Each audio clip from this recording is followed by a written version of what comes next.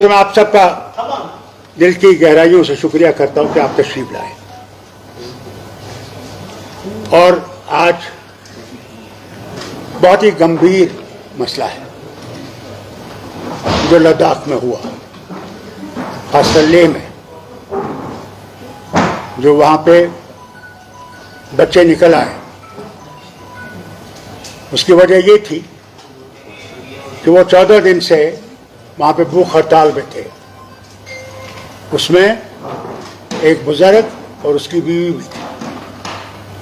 कल जब उनकी हालत बहुत ख़राब हो गई और उनको स्ट्रेचर पे लिया गया अस्पताल, तो उन बच्चों के से रहा नहीं गया। 5 साल से वो वहाँ पे खामोशी से एहतजाज कर रहे हैं कि उन्हें 6th शेड्यूल और स्टेटहुड मिलना चाहिए। और उन्होंने, वांगचू उनके लीडर थे, लेह से वो पैदल चले दिल्ली तक कि उनसे कहें कि इस चीज़ को देखें। उन्हें गांधीयन तरीका इस्तेमाल किया था, कोई आंदोलन नहीं किया था। मगर फिर इन बच्चों को ये लगा कि जो 5 साल इन्होंने हमसे वादे किए थे कि हमें नौकरियां मिलेंगी, हम लोगों को यहाँ पे सुविधा मिलेगी और हम लोग आगे बढ़ सकेंगे, वो वादे सारे खोखले निकले। और उसका नतीजा ये हुआ कि आज उनसे रहा नहीं गया और वो बाहर निकल आए। और माफ़ी चाहता हूँ ये कहने को, उन्हें गांधी का रास्ता छोड़ के आंदोलन का रास्ता लिया, जिसमें कि उन्होंने बहुत सख्त कदम उठाए, जिसमें उन्हें बीजेपी का दफ्तर जला दिया, कई पुलिस की गाड़ियां जला दी, कई और दफ्तरों को उन्हें आग लगाने की कोशिश की और उसमें पुलिस को वहां से गोली चलानी पड़ी। अभी तक तो यह खबर है कि 4 लोग की वो मौत हुई है और कई सीरियस हैं, और कहते हैं करीबन 60 से 80 लोग अस्पताल में हैं, कई उनमें से काफ़ी सीरियस हैं। नतीजा इसलिए है क्योंकि जो वादे किए गए इनसे, हर बार इनसे कहा गया हम कुछ करेंगे, ये करेंगे, वो करेंगे, मगर कुछ नहीं किया। और मैं हुकूमत हिंदुस्तान से कहना चाहता हूँ, ये बॉर्डर स्टेट है, चीन हमारे ऊपर बैठा हुआ है, वहाँ पे काफ़ी वहाँ की ज़मीन उनके कब्ज़े में है। वहाँ पे ऐसी चीज़ होना हमारे वतन के लिए ख़तरनाक है।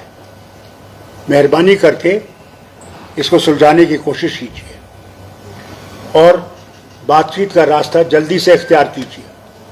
इंतज़ार न कीजिए कि फिर से इसमें चिंगारी लग जाए।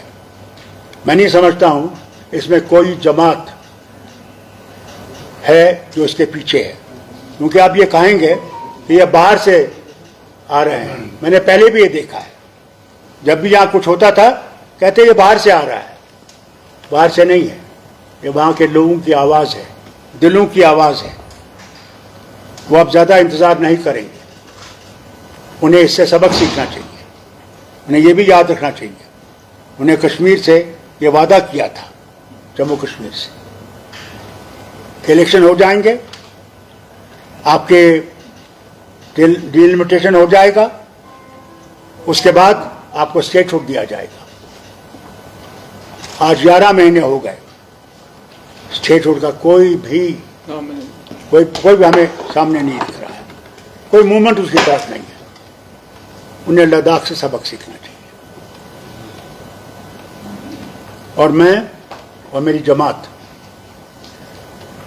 उन बच्चों के साथ है जिनकी जानें गई हैं, और हम उनके ख़ानदानों के साथ इस मुश्किल घड़ी में उनके साथ खड़े हैं और अल्लाह से दुआ करते हैं कि उनकी आत्माओं को शांति मिले और उनके माँ बाप ये सदमा बर्दाश्त कर सकें। और जो अस्पताल में है, अल्लाह ताला उनको सेहतयाब करे कि वो फिर से अपने कामों में लग जाएं और घर पहुँचें। बहुत बहुत शुक्रिया आपका। आपने खुद देख लिया, वो तो खुद कह रहे हैं कि जो आपने हमसे वादे किए थे वो कहाँ हैं।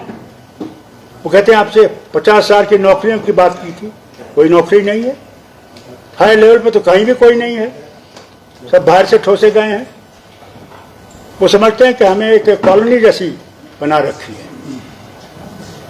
इसी की वजह है कि वहाँ के लोगों में, अब खासकर जवानों में हिम्मत आ गई है कि जान जाए मगर हमने अपना हक हासिल करना है।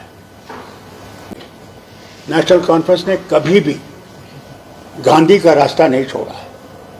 हमने न कभी पत्थर उठाए, न बम चलाए, बल्कि कुर्बानियां दी, मगर वैसा रास्ता इस्तेमाल नहीं किया।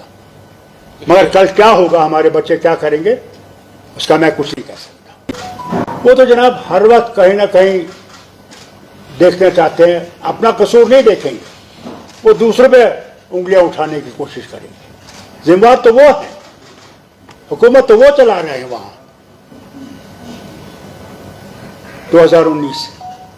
तो कांग्रेस कहां से आई? कांग्रेस तो वहां 5,000 क्या 10 आदमियों को जमा नहीं कर सकते। ये कांग्रेस का नहीं है, वहां लोगों के खुद के दिलों की आवाज है। किसी के ऊपर उंगली मत उठाइए, बल्कि सुलझाने की बात कीजिए, उलझाने की बात मत कीजिए। मैं बताऊं, ये सब गलत बयानी है इनकी, मुल्क के लोगों को सच्चाई से दूर रखने की। वांगचुक ने कभी भी गांधी के रास्ते को नहीं छोड़ा, मगर आज हमारे बच्चों ने वहां पे वांगचुक को साइड पर रख दिया और कहा यह रास्ता नहीं चलेगा। अब रास्ता चलेगा तो जो उनने रास्ता इख्तियार किया उसमें वांगचुक की जिम्मेदारी नहीं है, वो उसमें मुलव्वस नहीं है।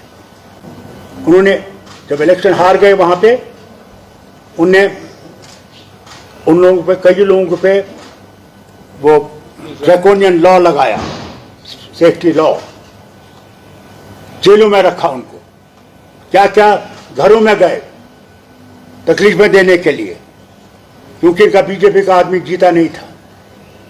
अब सीबीआई की इंक्वायरी लगा रहे हैं।